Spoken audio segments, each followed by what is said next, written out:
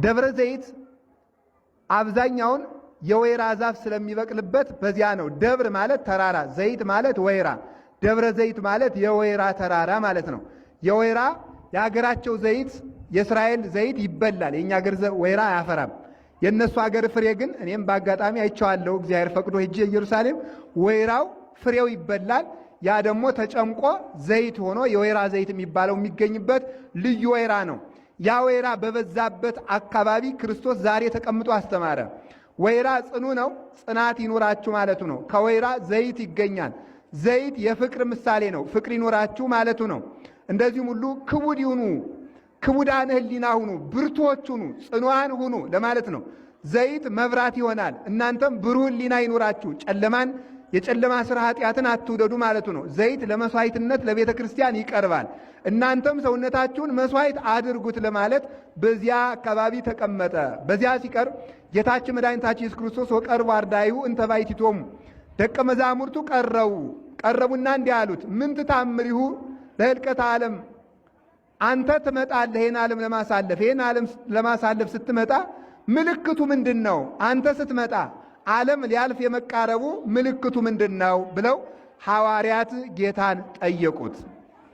ጌታ ሊመጣ ሲል ምልክቱ ምንድን ነው? እቁያ ስህቱክሙ፣ እንዳያሳስቷችሁ ተጠንቀቋል። እስመ ብዙኃን ይመጽኡ በስሜ እንዘ ይብሉ አነ ውእቱ ክርስቶስ፣ እኔ ክርስቶስ ነኝ እያሉ ብዙዎች በስሜ ይመጣሉ አለ። አንዱ ምልክት ሐሰተኛ ነቢይ መብዛት ነው። ሐሰተኛ ነቢይ፣ ሐሰተኛ መምህር፣ ሐሰተኛ ባይታዊ፣ ሐሰተኛ መነኩሴ ይመጣል ነው። እኔ ክርስቶስ ነኝ እያሉ ሁሉ ይመጣሉ ብሏል ጌታ። እኔ ክርስቶስ ነኝ እያሉ እንዘ ይገብሩ ታምራተ ወመንክራተ፣ ታምራትን እያደረጉ መንክራትን እያደረጉ ድንቅ ድንቅ ታምር እያሉ ይመጣሉ። በዚህ እንዳትሳሳቱ ተጠንቀቁ።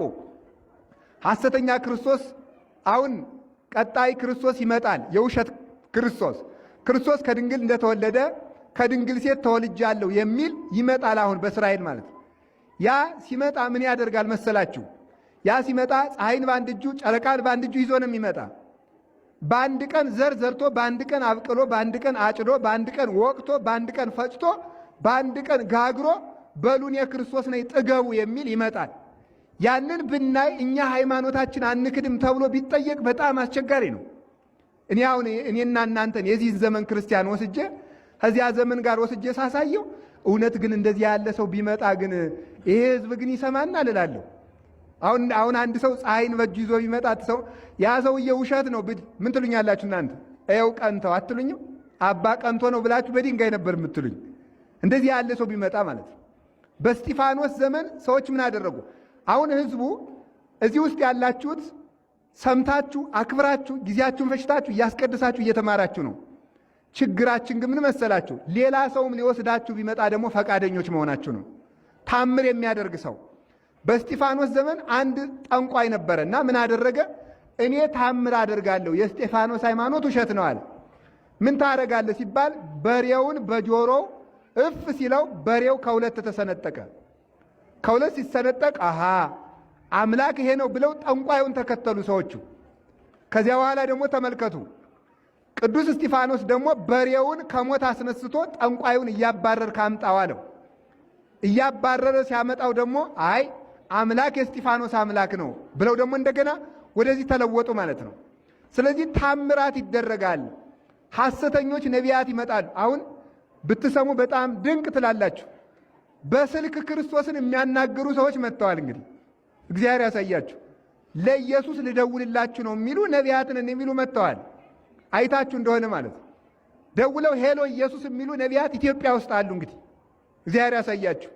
ከክርስቶስ ጋር ፎቶ ተነስቼ የሚሉም አሉ። ከክርስቶስ ጋር ዱላ ገጥማለሁ የሚሉም አሉ። እንደዚህ ያሉ የመጡበት ዘመን ነው። እንደዚህ ሲመጣ እንደዚህ ያለ ነቢይ ሲመጣ እግር ተነስቶ ራስ ሲሆን ራስ እግር ሲሆን ያን ጊዜ ዘመኑ እንደደረሰ ወቁት አለ። ዛሬ ሁሉ መምህር ነው፣ ሁሉ ነቢይ ነው፣ ሁሉ አዋቂ ነው፣ ሁሉ ፈዋሽ ነው።